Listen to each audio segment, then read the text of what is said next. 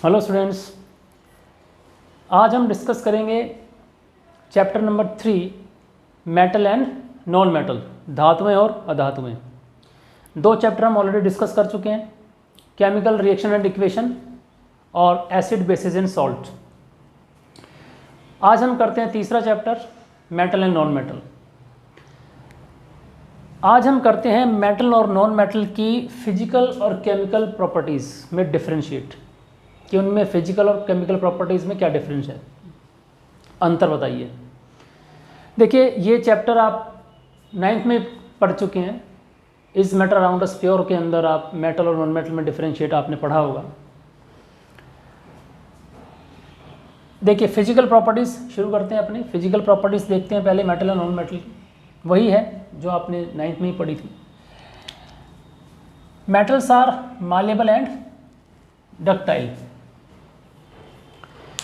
यानी मालेबिलिटी देखिए क्या होती है। मालेबिलिटी एक प्रॉपर्टी होती है मेटल्स की या किसी सब्सटेंस की, जिसमें हम उसको शीट्स में कन्वर्ट कर सकते हैं। तो मेटल्स आर मालेबल, क्योंकि मेटल्स की हम शीटें बना सकते हैं। आपने देखा होगा एल्युमिनियम फॉइल, चांदी का वर्क, उनको पीट करके उनको शीट्स की फॉर्म में कन्वर्ट कर लिया जाता है। वो मालेबिलिटी होती है। तो metals are malleable and ductile. Ductility property होती है जिसमें हम किसी सब्सटेंस के तार खींच सकते हैं बिना उसको ब्रेक किए। जैसे जो घरों में तार होते हैं बिजली के, वो आपके कॉपर के, एल्युमिनियम के होते हैं। तो देखिए वो प्रॉपर्टी, क्योंकि दोनों मेटल्स हैं, एल्युमिनियम भी और कॉपर भी, तो क्या है, हम उनको तारों की फॉर्म में कन्वर्ट कर सकते हैं। सिल्वर है, गोल्ड है, ये सबसे ज़्यादा डक्टाइल और मालेबल सब्सटेंस है। फिर कॉपर, फिर एल्युमिनियम। तो जो आपके मेटल्स हैं they are malleable and ductile. हम उसकी शीट्स में कन्वर्ट कर सकते हैं, हम उसके तार खींच सकते हैं बगैर उसको ब्रेक किए। Number 2, metals are lustrous. Metals में अपनी चमक होती है, नॉन मेटल्स में चमक नहीं होती। और उस चमक के कारण ही, जैसे सोना चांदी, उनकी कीमत क्यों है? क्योंकि उनकी चमक, और वो चमक बरकरार रहती है। मीन्स कि देखिए, आप जो हम ऑर्नामेंट्स या जो आभूषण हम बनवाते हैं, उनकी चमक जल्दी ख़राब नहीं होती, इसलिए उनकी कीमत है। तो मेटल्स जो होते हैं उनकी अपनी शाइन होती है, नॉन मेटल्स की शाइन नहीं होती। कंडक्टिविटी देखिए, हीट और इलेक्ट्रिकल दोनों होती है। Metals are good conductor of heat and electricity, लेकिन नॉन मेटल्स जो होते हैं they are the bad conductor of heat and electricity, except graphite. Graphite एक ऐसा नॉन मेटल है which is a very good conductor of electricity, मैंने लिखा है यहाँ। बाकी जो नॉन मेटल्स हैं they are poor conductor of heat and electricity. Physical state, metals are generally solid at room temperature. सिर्फ आप मरकरी को छोड़ दें, क्योंकि मरकरी क्या होता है, लिक्विड फॉर्म में होता है। बाकी जो मेटल्स हैं वो कैसे होते हैं, सॉलिड फॉर्म में होते हैं। लेकिन non metals, bromine liquid state में पाया जाता है, बाकी जनरली या तो सॉलिड होते हैं या गैसेस होती हैं। हाइड्रोजन, ऑक्सीजन, ये सब गैसेस नॉन मेटल्स में आती हैं, गैसेस। तो यानी जो फिजिकल स्टेट है नॉन मेटल्स की, वो सॉलिड या गैस, एक्सेप्ट ब्रोमीन। और मेटल्स जो होते हैं they are solid at the room temperature except mercury. Hardness, देखिए हार्डनेस, कठोरता की जहाँ तक बात है, तो मेटल्स जो होते हैं वो हार्ड होते हैं, दे आर जनरली हार्ड। लेकिन एक्सेप्शन है सोडियम और पोटाशियम, वो हार्ड नहीं होते, बहुत सॉफ्ट होते हैं, आप उनको चाकू से काट सकते हो।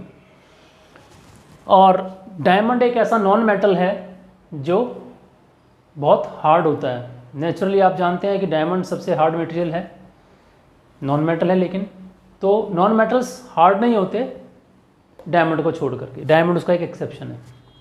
टेंसिल स्ट्रेंथ, धातुएं या मेटल्स जो होते हैं उनकी टेंसिल स्ट्रेंथ बहुत हाई होती है, मतलब वो मजबूत होते हैं। टेंसिल स्ट्रेंथ का मतलब है मजबूती।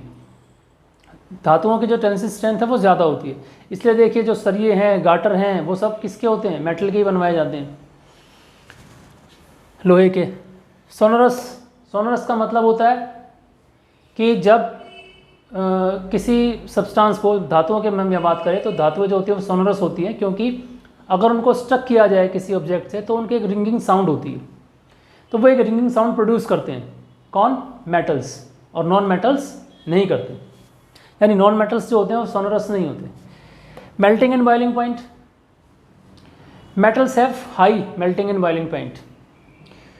अब यहाँ भी एक्सेप्शन है, जैसे गैलियम है, गैलियम जो होता है उसका बहुत मेल्टिंग पॉइंट बहुत लो होता है, अगर आप उसको सॉलिड फॉर्म में होता है, बट अगर आप उसको अपन हथेली पे भी रखोगे तो वो मेल्ट हो जाएगा, तो वो एक्सेप्शन है। वैसे generally metals have high melting and boiling point. Density, metals have high density, non metals have low density.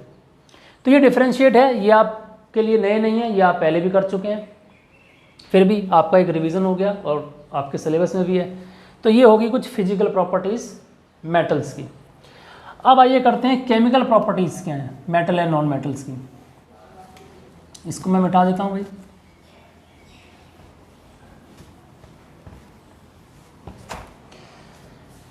देखिए, फिजिकल प्रॉपर्टीज़ हमने पढ़ ली, chemical properties metal and non metal. Ions कैसे बनाते हैं मेटल्स और नॉन मेटल? देखिए, मेटल्स जो होते हैं दे आर इलेक्ट्रोपॉजिटिव और नॉन मेटल्स जो होते हैं दे आर इलेक्ट्रोनेगेटिव। आप इसको समझ लीजिए कि इलेक्ट्रोपॉजिटिव क्या चीज़ होती है, इलेक्ट्रोनेगेटिव क्या चीज़ होती है। देखिए, इलेक्ट्रोपॉजिटिव होने का मतलब ये होता है कि मेटल्स जो होते हैं वो इलेक्ट्रॉन लूज़ कर देते हैं, ये मेटल की प्रॉपर्टी है कि वो इलेक्ट्रॉन लूज़ करते हैं। और नॉन मेटल जो होते हैं वो इलेक्ट्रॉन उनकी गेन करने की प्रॉपर्टी होती है। तो जो इलेक्ट्रॉन लूज़ करेगा वो कहलाएगा इलेक्ट्रोपॉजिटिव, और जो इलेक्ट्रॉन गेन करने की कैपेबिलिटी होती है जिनकी, वो कहलाते हैं इलेक्ट्रोनेगेटिव। एग्जाम्पल देखिए, सोडियम। सोडियम क्या होता है? देखिए, सोडियम की जो इलेक्ट्रॉनिक कॉन्फ़िगरेशन होता है उसको अगर हम लिखें तो वो होता है 281, 11 इसका एटॉमिक नंबर है। वहीं क्लोरीन का अगर आप देखें तो 17 होता है एटॉमिक नंबर, इसका अगर आप इलेक्ट्रॉनिक कॉन्फ़िगरेशन लिखेंगे तो 287। अब देखिए, ये एक मेटल है और ये एक नॉन मेटल है। अब होगा क्या, इसके आउटर मोस्ट में अब एक इलेक्ट्रॉन है, ये इसको लूज कर देगा। लूज कर देगा तो क्या हो जाएगा, सोडियम पर क्या आ जाएगा, एक प्लस चार्ज आ जाएगा। और यहाँ ये एक इलेक्ट्रॉन गेन कर लेगा, तो ये छोड़ेगा वो ये ले लेगा, तो इस यहाँ एक नेगेटिव चार्ज आ जाएगा, कंपाउंड बन जाएगा NaCl। तो मेटल एक इलेक्ट्रोपॉजिटिव होते हैं, नॉन मेटल्स इलेक्ट्रोनेगेटिव होते हैं, और जब ये आपस में मिलते हैं तो ये क्या बनाते हैं, ये आयनिक कंपाउंड बनाते हैं। आयनिक कंपाउंड का मतलब, क्योंकि ये आयन से बने, देखिए पॉजिटिव आयन और नेगेटिव आयन, क्योंकि आयन से बने होते हैं इसलिए इन कंपाउंड्स को कहते हैं आयनिक कंपाउंड। तो आयन से बनते हैं। तो ये मेटल्स की प्रॉपर्टी है, वो इलेक्ट्रोपॉजिटिव होते हैं, दे लूज इलेक्ट्रॉन, और नॉन मेटल्स जो होते हैं वो इलेक्ट्रोनेगेटिव होते हैं, दे gain electron. Number 2, nature of oxide. अब देखिए, हम पढ़ चुके हैं एसिड, बेस और सॉल्ट। वहाँ हमने क्या देखा कि बेसिक चीज़ें कौन सी होती है और एसिडिक कौन सी होती है। जो OH आयन देते हैं, हमने पढ़ा था ना, जो OH आयन दे वाटर में वो बेसिक होता है, और जो H आयन दे वो एसिडिक होता है। तो जो ऑक्साइड्स हैं मेटल के, उनका नेचर कैसा होता है, बेसिक नेचर होता है।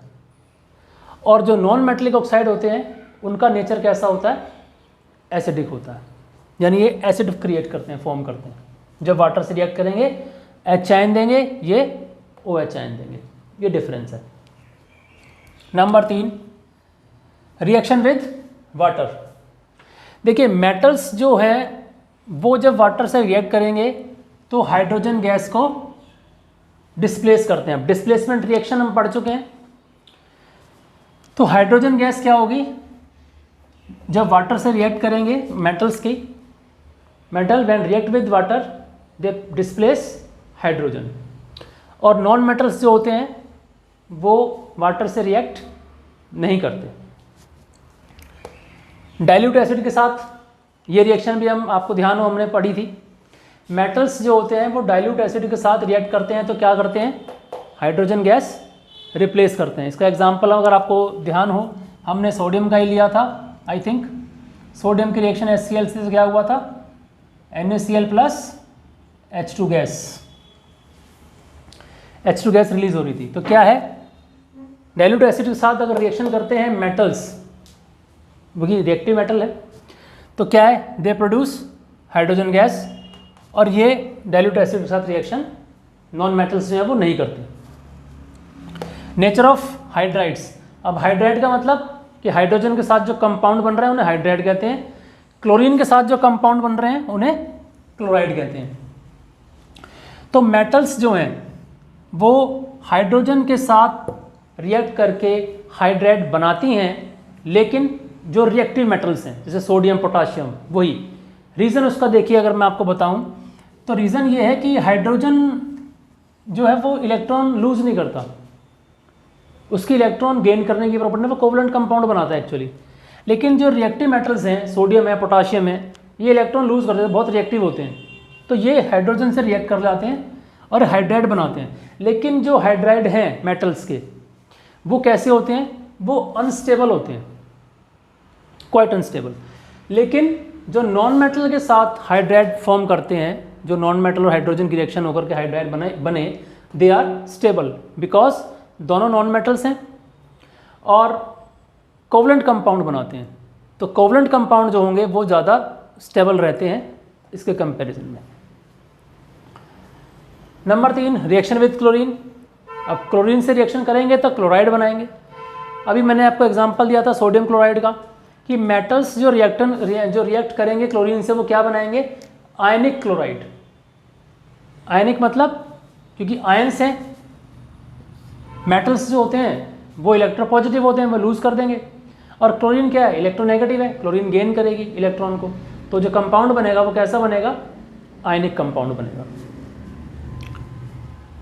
और नॉन मेटल के साथ क्लोरीन अगर रिएक्ट करेगी तो क्या बनाएगी, कोवलेंट कंपाउंड बनेगी। ठीक है, यहाँ आयनिक कंपाउंड बनेगा, यहाँ कोवलेंट कंपाउंड बनेगा। और क्योंकि वो आयनिक कंपाउंड है इसलिए इसको अगर हम इसका एक्वा सॉल्यूशन यानी वाटर सॉल्यूशन इसका लें, या ये मोल्टन स्टेट में अगर होगा, जो आयनिक क्लोराइड है मेटल का, वो क्या करेगा, इलेक्ट्रिसिटी को कंडक्ट करेगा। कंडक्ट इसलिए करेगा क्योंकि ये क्या होगा, जब देखो इसको आप वाटर में डिसॉल्व करोगे तो ये Na+ और Cl- अपने आयनिक फॉर्म में आ जाएगा, ब्रेकडाउन हो जाएगा, आयंस बन जाएंगे, और आयंस कंडक्ट इलेक्ट्रिसिटी।